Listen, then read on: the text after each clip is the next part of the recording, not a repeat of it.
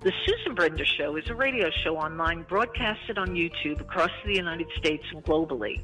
The show features guests who speak about health, spirituality, entertainment, and a host of subjects to enlighten people across the nation.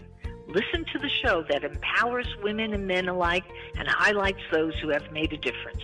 I am so pleased to have Jeff Harnar on my show today.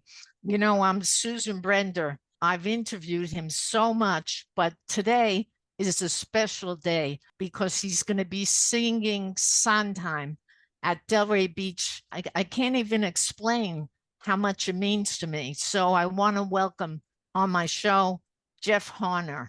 Hi, Susan. It's great to be here. You know, Jeff, you heard the songs of Sondheim, and there must be a reason that you want to sing his songs. Tell us a little, before we talk about why you want to sing his songs, I want the audience to know a little bit more about you. All right. Wow. Well, thumbnail sketch. I live in New York City, and I'm, I guess, what you call a New York nightclub singer and director. I direct other performers doing their nightclub acts, and I've been doing this. My primary music director is a fellow named Alex Rybeck, and he and I will celebrate 40 years of doing our shows together on June 13th, which literally June 13th, 1983 was my cabaret debut with Alex, and we will be at 54 Below in New York to mark that night, that milestone. It's really quite extraordinary. But so that's what I've been doing for the last 40 years, is singing in supper clubs and concert halls and making recordings. I'm in the middle of recording my 6th album right now. And all of that, it took a long time for me to have the courage to sing Stephen Sondheim. I didn't begin singing his music till just over 10 years ago. I really felt that belonged in a very rarefied place out of my range, both vocally and emotionally. And, you know, it was a singer named K.T. Sullivan who gave me the courage to start singing his material, and that work that we did together has evolved into this solo show, which I'll be doing at the Arts Garage on Sunday, April 30th at 7 o'clock. And it really is. This show I do with Jon Weber, who's a renowned jazz virtuoso pianist, and that's part of the I think the magic of what we've done here is the jazz vocabulary that he brings to this music. It totally rips it out of the musical theater setting that people might be familiar with these songs in, and allows me to personalize the songs to my own story. And you know, I'm giving you a very long answer. No, it's not a long answer. People want to know. You know, Sondheim is not an easy song to sing because it's very complicated. He's done very complicated work. I mean, he's known for West Side Story. Are you going to sing that? No, because my filter that I put this show through is these are only songs where Stephen Sondheim wrote both the words and the music. So West Side Story was one of his few collaborations, and that was with Leonard Bernstein. So there will not be Gypsy, there will not be West Side Story, there will not be Do I Hear a Waltz. Everything, every word that comes out of my mouth is Sondheim, and every note that I sing is Sondheim in this hour of his music. You know, so what you will hear is you'll hear company, a lot of follies, a lot from Into the Woods and Dick Tracy. You know, there are a lot of shows that people love that are represented, and Merrily We Roll Along, but not West Side Story. Right. You know, I'll tell you something, Jeff. Today, kids are listening to hip hop. They're listening to all kinds of other music, but cabaret is not one of their things. How do you draw them in?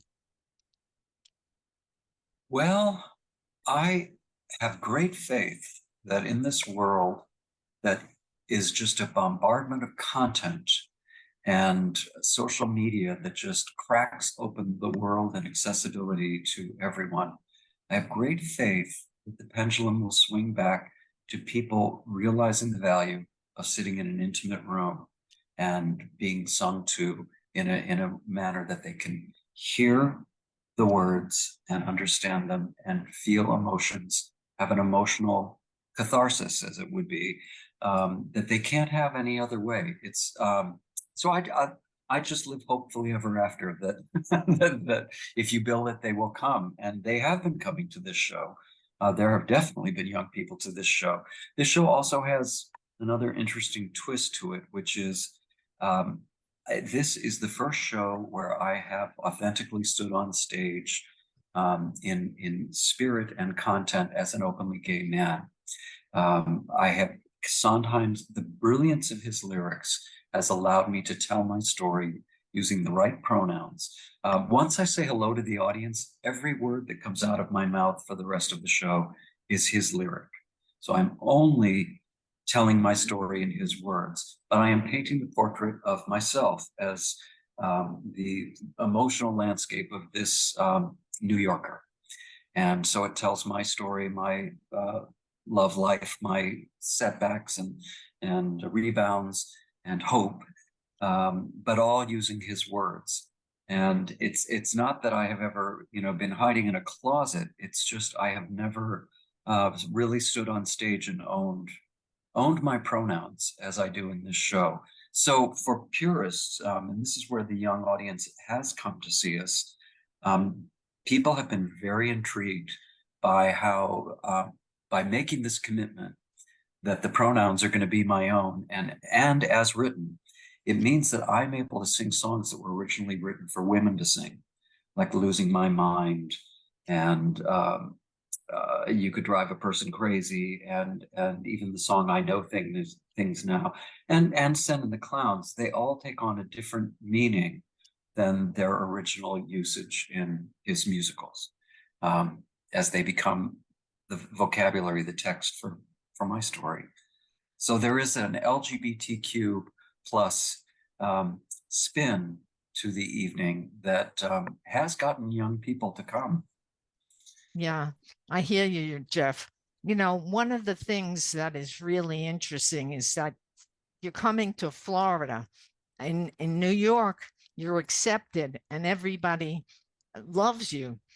You go to Club 54 and there is a great place to listen to you. But what do you think about the audience here in Florida? Do you think they'll accept the way you are? I have absolute faith that they will. We've been doing this show in London, in LA, in Palm Springs. We've done it in North Carolina, in St. Louis, Chicago. Audiences have really apparently been riveted because it is quite unique. Most nightclub acts, all of my other nightclub acts, I stop and talk to the audience in between. I'll tell a story or I'll acknowledge, this is very different. It really becomes quite clear that every word that I'm speaking is Sondheim's.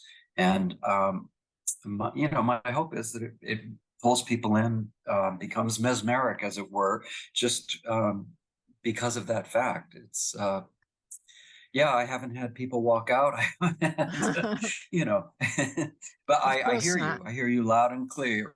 Certainly North Carolina and perhaps Delray Beach, but I think I have enough diehard friends and fans coming that are intrigued by the concept.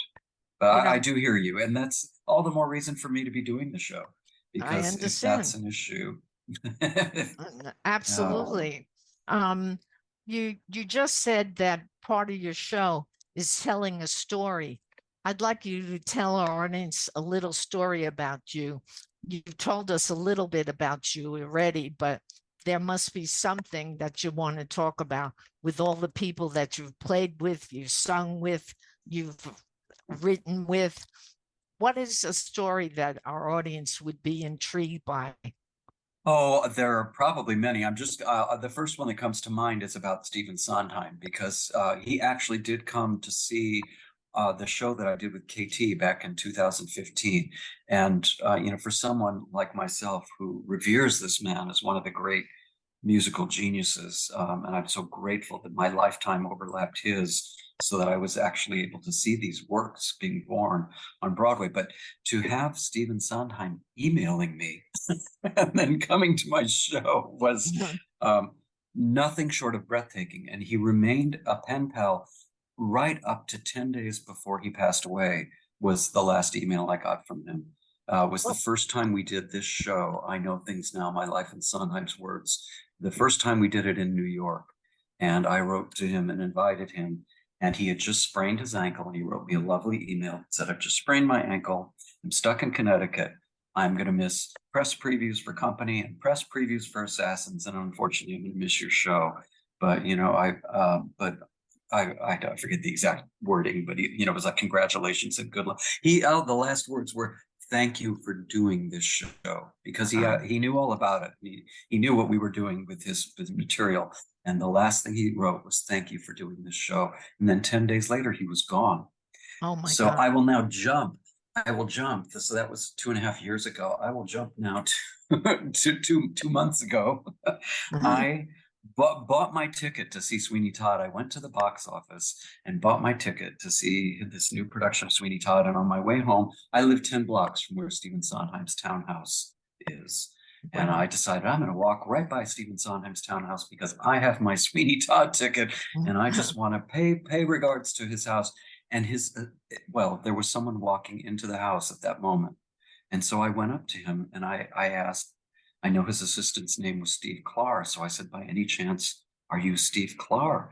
And he said, are you Jeff Harnar? And I said, I am. And, you know, he said, have you been in the house? And I said, no, I have not. He said, would you like the tour? And he invited me in and took me through the 5 floors of Mr. Sondheim's house, out into the Turtle Bay Gardens behind, pointing out Katharine Hepburn's house next door, and then down to the archives where all the original manuscripts for all these musicals are in boxes. And he opened Sweeney Todd and let me hold the sheet music, the original handwritten manuscript. I mean, it was an out-of-body experience. So that's the most recent. Yeah, that's a great story, I'll tell you. People would wish they could meet Sondheim. There's nobody better than him. But tell me a little bit about what you know about him. Well, it was, you know, I think we're living through Lin-Manuel Miranda right now, who's another person who has just changed the vocabulary of what musical theater can be. So when Sondheim hit the scene, you know, back in the 50s, but certainly when he came into his own with shows like Company, you know, the world had never seen anyone telling their stories in songs the way he did in his musicals. And there's just an intelligence and a brilliance. The reason why I don't need to say anything of my own in my show is because nobody expresses the condition of the human heart as succinctly as he does. What I love about songwriters is that, you know, we get to a point in our lives where mere words aren't enough, and songwriters, brilliant songwriters, just elevate us into a place where we can understand our lives, understand our hearts, you know, in 3 minutes time. They just sort of make sense out of whether it's rage or loneliness or hope, or fear, social anxiety, or whatever it might be. They unlock and give voice to things that at least I know I can't do on my own. And no one had done it like Stephen Sondheim when he came on the scene. And it'll be interesting to see who picks up the baton from him. And there are wonderful songwriters like Lin-Manuel Miranda and Jason Robert Brown out there. But anyway, that's my Sondheim story. Yeah, it's a great story. Great story. You know, you talked about people loving music and thinking about how it helps them to feel much better. You know, we're dealing with a very tough time, and there's nothing better than the arts, right? I mean, absolutely. That's what they're there for. That's right. I can't tell you. I've had people come up to me and said, I just belly laughed for the first time. And that, you know, that I can remember. Thank you. Right, And, right. I mean, What if I can do that for somebody in the middle of these times, that's good. Right, exactly. Now, here's the thing, you know, we were talking about mental disease and it's not addressed. And if people would listen to music more, go see shows, go see art, go see anything that's part of the performing arts, it would make their life so much better. But it's too expensive. I mean, think about going to Broadway, what it costs. It's very Yes. difficult for people to afford it. So what do we do about that? I do not have that answer. I wish that I did. But again, I'll go back to my statement about the pendulum swinging back. For the most part, evenings in a cabaret are more affordable than a Broadway show. You can arguably have the same kind of seismic theatrical experience for your heart that you would have in a Broadway theater, and you might get to eat a lovely meal and have communal fellowship with a kind of intimacy. I think you get a lot of bang for your buck when you go Yeah, to an evening of cabaret, yeah. and it's much more affordable at most venues. Not the Cafe Carlyle, but You know, the Cafe Carlyle is pretty pricey. yeah, yeah, it sure is. But let's talk a little bit about Katie Sullivan, who seems to be one of your heroes. What is she like? And how did she make you feel when you got in touch with her and she inspired you? Well, Katie Sullivan, for anyone who doesn't know her, I think she's our generation's Kitty Carlisle Hart.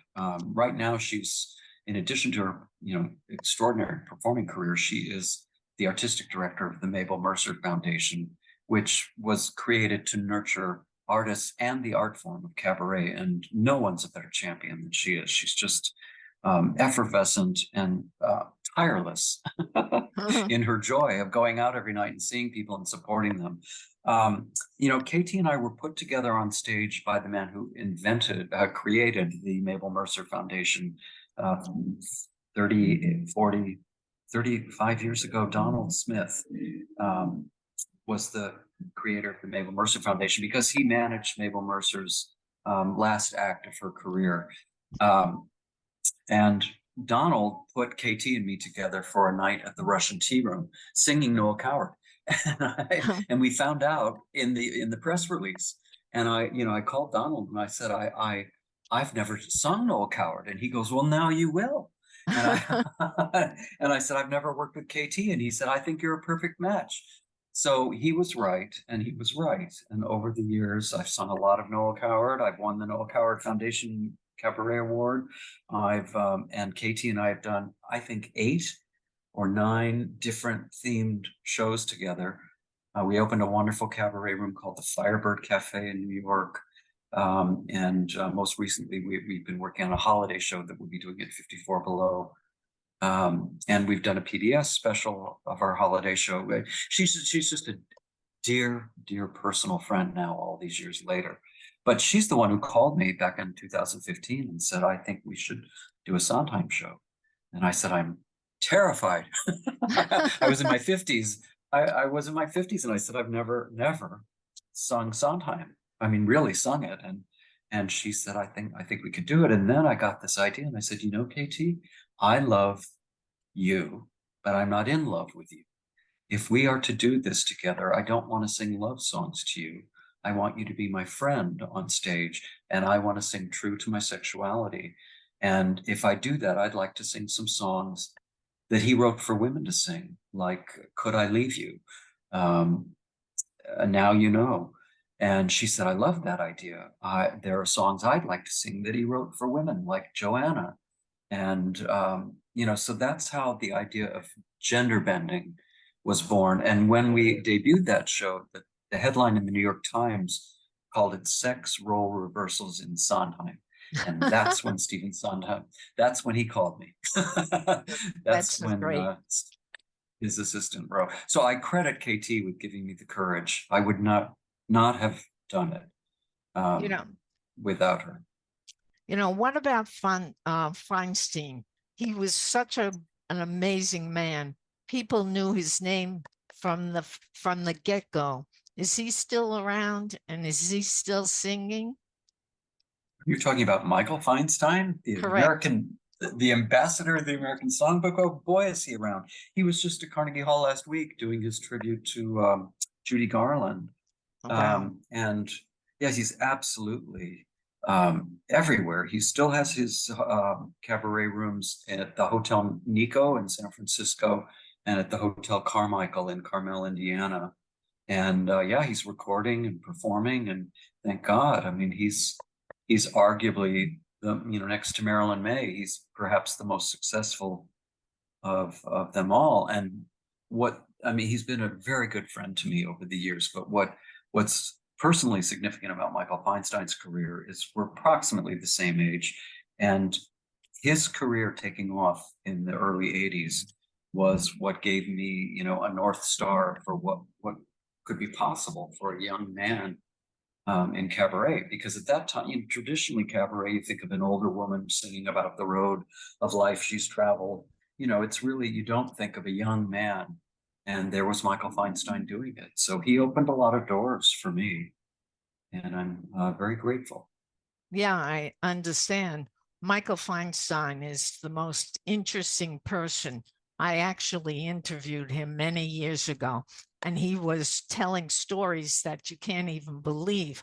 Now, the thing is, I talked about young people, and his audience is generally, well, let's put it this way, it's not a young audience, and that is a shame.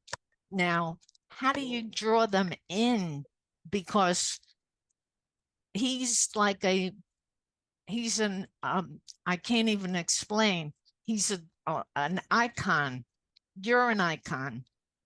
Firmly believe that Michael Feinstein will receive whatever the presidential medallion is, in 15 or 20 years' time, for his work championing the American Songbook. It is one of our great resources in this country, is the wealth of great songs and songwriters that this country has known, and many of them immigrants from other countries. And Michael has done more to preserve, to archive, and to champion this music than anyone ever.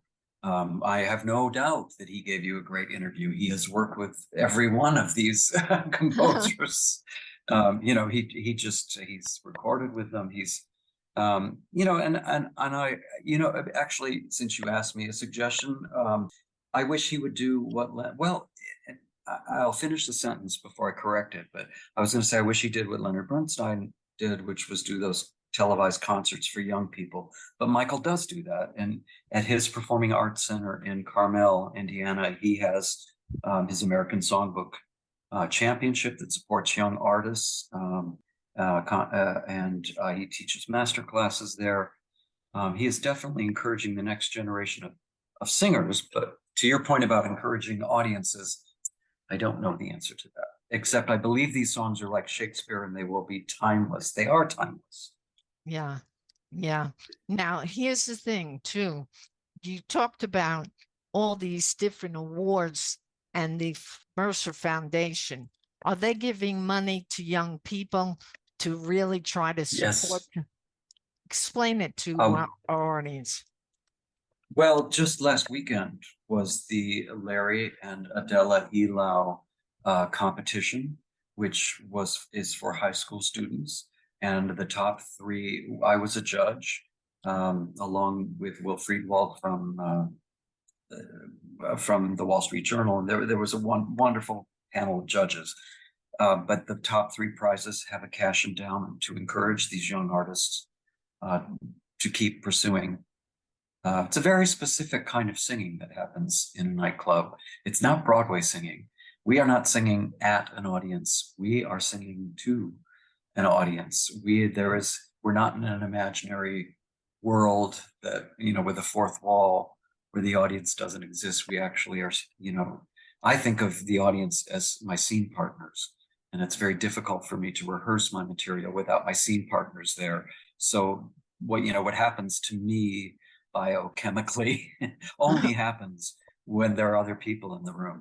And that's very different than a Broadway show. Broadway show is a story being told up there that you're kind of voyeuristically watching. But a good cabaret artist really makes you know that you're seeing a one-of-a-kind performance that's informed by your very presence being there. I think it's very exciting.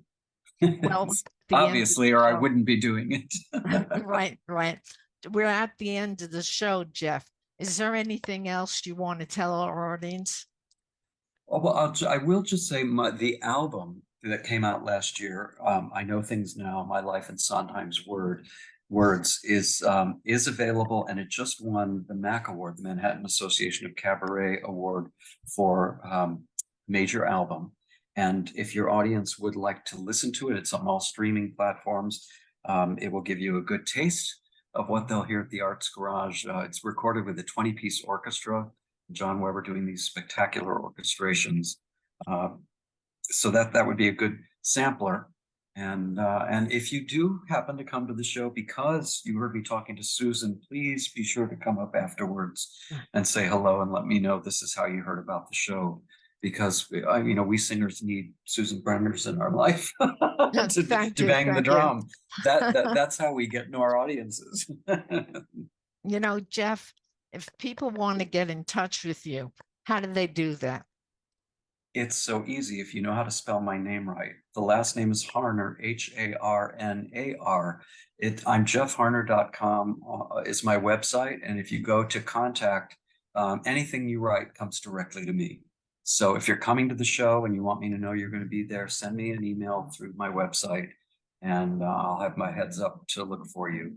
Or if you want me to come sing in your community, that's a great way to start that conversation. Yeah. But I'm very, very accessible, which is one of the things I also love about nightclub singers is they're very accessible. We love meeting the audience and knowing who's there. Well, I want to encourage people to come to the Playhouse in Delray Beach and see you. They'll get to meet you if they come. That's right. You'll be there. Right. I sure will be. And you know what, Jeff? Delray Beach is one of the perfect places to perform because so many people love this place, the Arts Garage. So I want to encourage everybody. It sure is. So thank you very much for being on my show. I look forward to my pleasure. I'll see you on Sunday, April 30th at 7:00. Thank you.